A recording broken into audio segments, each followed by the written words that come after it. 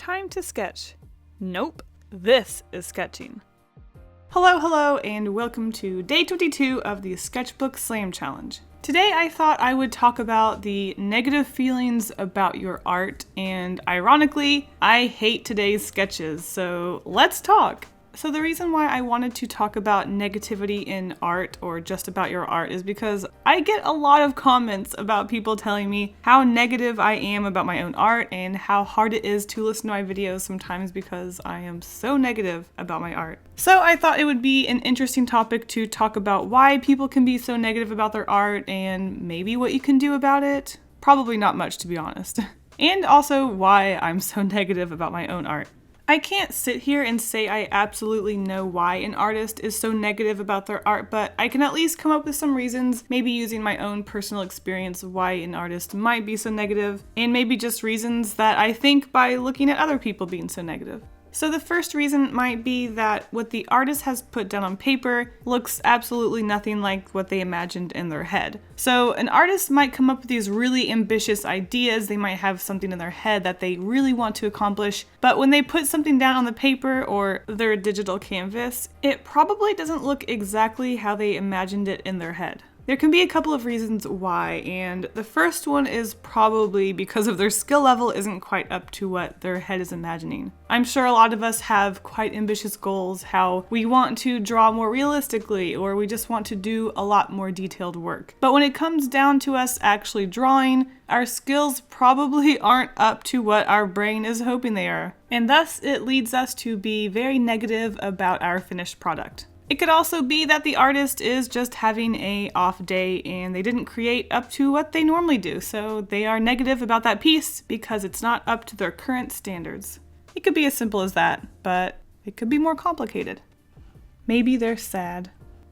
Another reason why an artist might be negative about their art is their goals. Sometimes an artist can imagine themselves advancing a lot faster than they are and kind of setting their goals a lot higher than they are able to accomplish them. So maybe say an artist wants to get better at their figure drawing, they want to draw people better. They give themselves just a week to perfect drawing people and they start drawing people. So instead of focusing on each part of the body, they will practice heads, then they're going to practice hands and then feet and then different types of bodies and proportions. They just jump right in and start trying to draw whole people at once and not really focusing on pieces, and then they become overwhelmed and then they kind of give up, and they also only gave themselves a week to perfect drawing people, and that's a really short amount of time, especially when you have school and you have work. And next thing you know, they are completely discouraged and they are feeling so negative about their progression and their art. This is similar to weight loss goals. Someone might say that they want to lose 50 pounds by the end of the week, and because that's impossible, they get to the end of the week and they're very discouraged that they didn't lose 50 pounds in a week, and they quit and they start gaining weight again. It's better to set a lot smaller goals that are easier to accomplish so that it keeps you going. You are proud that you're meeting these goals even if they're simple, but eventually you will lose those 50 pounds. So maybe you want to lose 1 pound a week and you lose 50 pounds at the end of the year. That's good. It's an accomplishable goal and it will keep you going because you can actually hit those points. So with an artist, you might want to tackle one flaw at a time. So practice hands for a month, and after you master your hands, you can move on to your backgrounds. If you want to get better at everything at once, you'll become overwhelmed and discouraged because you aren't hitting those goals. You're focusing on backgrounds, hands, feet, character designs all at once, and you're dividing your attention in between all of these things, and next thing you know, you're slowly progressing, and you start to get discouraged. So I do think it's a lot better to focus on one thing at once, then you can start seeing your improvement, and it will keep you going. You will stay motivated. Another factor is time.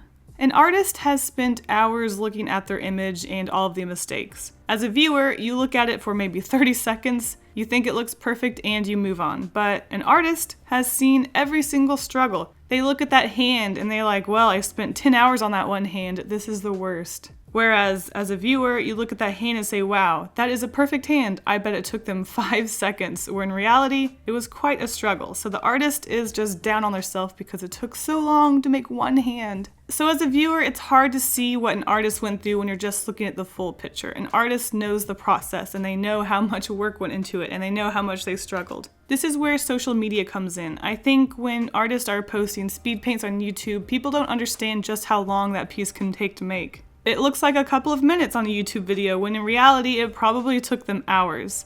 This can also discourage the viewer because they think it takes them a lot longer to make a piece because they aren't making it in a 5-minute video. The importance of posting bad art once in a while on social media. I don't like to post bad art, but I think it's good to do every once in a while. And the last one might simply be confidence. Maybe an artist has no confidence in their art or their self. Some people just aren't confident and instead are very negative people. Some people are pessimistic about life in general. I'm positive here and there, but I can be quite a negative person.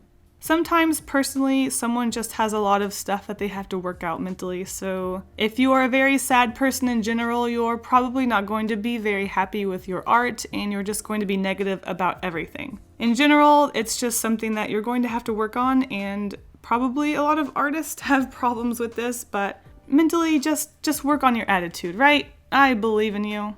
So how do we fix this negative problem with an artist and their art? Personally, I don't see anything wrong with seeing the flaws in your work. I think it's good to be able to see that you need improvement and what you need to work on. If you aren't aware of what's bad, then you will go your whole life thinking you are the best artist and everything you make is perfect, and you will never work on improving anything.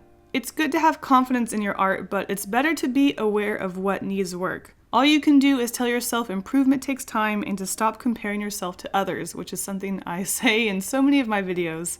Don't compare yourself to other artists. Everyone improves at different speeds, and as long as you are aware of what needs improvement and you put the time and dedication into your craft, you will see results.